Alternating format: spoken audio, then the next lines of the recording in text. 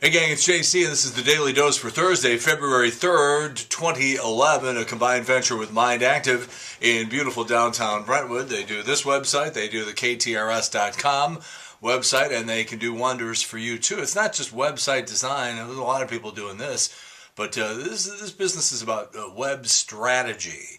And if you're not familiar with that term and you're running a business or you got something going where digital media is important, give these guys a call at Mind Active because they are pretty much wizards and they will help you out. All right, here is the final word on this weather situation because, I mentioned this yesterday. We talked about it on the air on our show on the Big 550 KTRS yesterday. We're on the air from 10 until 1 every day along with Trish Gazelle, Eric Mink on Tuesdays, the ladies on Wednesday, Thursday, professional comedian Joe Marlotti, and Friday, Smash, Digging the Smash. But Trish and I got talking about this yesterday. I shouldn't say I've never, but it's been a long time. Okay, it's been a long time since I've seen this much unbridled hostility and inappropriately aggressive email and speech and postings on message boards about this snowstorm. Now, I'm not going to go through the whole thing again yesterday. I'm not going to chew my cabbage again. If you want to look at what I said, look at yesterday's version of the Daily Dose. We keep everything in the archives. Let me see if I can just try this. So let's move it to summer. Okay, so now you're sitting there in summer, you're having a barbecue in the backyard, and all of a sudden, somebody says, oh my gosh, they've just issued a tornado warning. A tornado warning meaning that there's a tornado in the area. The sirens are going off, and you're like, oh geez, I better take this seriously. There's a tornado out there somewhere. Okay, so now clouds start coming in, the skies start getting dark, wind starts blowing, hail coming down, trees are swaying, and you're thinking to yourself, holy Christ, is this thing going to hit our house? And then, with the passage of time, things seem to subside a little bit, and then you turn on the news later and you find out that the tornado hit a couple of miles from your house. Do you complain about that? Do you say, oh man, they told me a tornado was coming and it didn't even come to my house. Man, am I pissed off. This is what people are doing with regard to the snowstorm the other day. It's not like there wasn't 20, 25 inches of snow somewhere in the area, because there was. It was only literally miles from downtown St. Louis. And it's not like every aspect of the forecast was blown to hell. Okay? Did you get 2 feet of snow at your house? Probably not if you're in St. Louis County or in the whole sort of core St. Louis region. But you go just a couple of miles outside and there's all the snow. There's the 2 feet of snow, okay? So I feel like I'm wasting my time here. But again, if you don't complain when a tornado misses your house in summer, when there's a tornado warning, then I don't know why you're complaining when this storm misses your house by 30 miles. Meteorology is not an exact science. And I don't know, is the suggestion that all of the computer models and all of the research and all of the available technology that meteorologists have right now was indicating that we were going to get dumped on and this was going to be a really, really scary situation, storm of the century?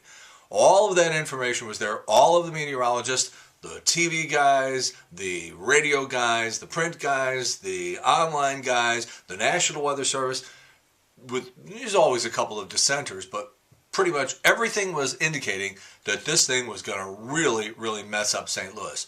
Is the suggestion by the people who are complaining about this now that the weather people were just supposed to withhold that information? Or say, well, everything is pointing towards a major storm, but it probably won't happen, so don't worry about it. I mean, people are talking crazy. They're just absolutely talking nuts.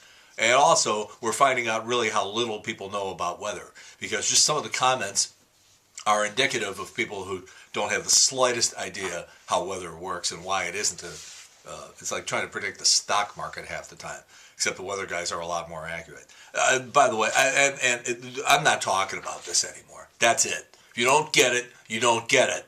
But I'm telling you, the people who are just peppering my email here and at work, calling us, complaining, writing stuff, posting stuff on your message boards, you look like a bunch of friggin' idiots. That's all I'll say. All right, for a long time we've been hearing that the Nazis at CBS and the people in charge of the television show Survivor have always threatened anybody who is involved with the show that if you leak out any information about what we're doing on Survivor, because the thing is shot months in advance of the time that you actually see it on your television. So, for a couple of months there, the people at Survivor are thinking, all somebody has to do is leak out just one little bit of information, and there goes the show, there goes the ratings, and the whole thing gets shot to hell. The suspense of not knowing how it's going to turn out is sort of what drives the show and drives the advertising and drives the revenue. So we've heard about this for a long time. Well, CBS and Survivor has filed a lawsuit against a guy by the name of Jim Early. He has a website called survivorsucks.com. Early was taking all kinds of leaks that he was getting from somebody at Survivor. It turns out that the guy who was leaking it, at least according to the lawsuit, is Survivor villain Russell Hantz. All right? And that made sense because the biggest leaks on this website that this guy Jim Early was putting out there came in the seasons that Russell Hantz competed in Survivor 19 and Survivor 20. Well, the lawsuit was dropped, and now they can go after this Russell Hantz guy, and they're talking about $5 million. And it sounds to me like they mean business. And by the way, the problem is that Russell is one of the more popular contestants on the show, and he's back in the upcoming season of Survivor, which premieres on February 16th. MTV is bringing back Beavis and Butthead. You're going to be seeing that pretty soon. Yesterday on Oprah, Jennifer Aniston said that she was once offered a spot on Saturday Night Live in the early 90s, but turned it down to do Friends. She explained that Adam Sandler had recommended her to Saturday Night Live head honcho Lorne Michaels, but she turned the gig down because she heard it was a boys' club, which, by the way, has been, there's been talk of that for a couple of decades right now. Obviously, that mistake sort of panned out for Jennifer Aniston. She's pulling down $1 million an episode on Friends back when they were doing it, and I think she made $24 million last year for just sort of sitting there and being pretty, because her movies, for the most part, stink. Although if you look around, you see movies like Office Space and The Good Girl and Other People's Money and stuff like that. There's some really, really quality, really good Jennifer Aniston movies out there. It just doesn't seem to be the ones that people want to see. They just go and see these stupid romantic comedies where the same theme gets just played out over and over again. I don't get it. For the third time in less than a month, and this is like one of those foreboding little things, it's sort of gurgling, it's sort of emerging over the horizon, and like, what's going on in the music business? For the third time in less than a month, the #1 album has set a record low for sales. This week's top seller only sold 40,000 copies, some guy by the name of Amos Lee, and that was it. There's a rumor going around that Chelsea Clinton's marriage is already on the rocks. It sounds like somebody's just trying to churn something up. Everything we're hearing is that that's a lot of bunk. About this actor, Terrence Howard, you've seen him in a lot of movies, including Crash, one of his bigger ones. He has filed for divorce from his wife, and is it because she got fed up with him making her use baby wipes after going to the bathroom? Now, let me just tell you something. A couple of years back, Terrence Howard went into this big log extended rap about baby wipes and women not being clean after going to the bathroom. Here's the quote: "If they're using dry paper, they aren't washing all of themselves. It's just plain unclean. So if I go into a woman's house and I see the toilet paper there, I'll explain this. And if she doesn't make the adjustment to baby wipes, I'll know she's not completely clean." This was Terrence's third marriage. Good luck with that. Wow. Vanity Fair has just put out a list of Hollywood's top 40 earners. In the top 10, Robert Downey Jr. with $31.5 million last year. Taylor Lautner, Hangover director Todd Phillips, $34 million. He's number 8. Adam Sandler made $50 million last year. Tim Burton, $53 million. Leonardo DiCaprio, $62 million. The director of Inception with Leonardo DiCaprio, Christopher Nolan, $71.5 million. Steven Spielberg, who didn't even have a movie last year, made $80 million. Johnny Depp made another $100 million. And James Cameron, because he keeps putting out all this Avatar crap, is number 1 with $257 million that he made last year. Kristen Stewart came in at number 13 with $28.5 million. She's the highest ranking woman on the list. Jennifer Aniston, the second highest ranking woman. She was number 18, $24.5 million. Angelina Jolie, number 21, with $23.5 million. Somebody did a survey of 3,000 Virgin Atlantic flight attendants because people keep saying stupid things to them, and they said, all right, let's hear the stupid things. The number one most common stupid request of flight attendants is, can you open the window? Number two is, can you show me to the showers? I'm hoping that people are fooling around there. Other lines, is there a McDonald's on board? Can you ask the pilot to stop the turbulence?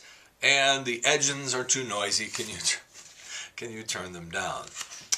Going to be doing our Super Bowl football show Friday on the Big 550 KTRS from 10 until 1 o'clock.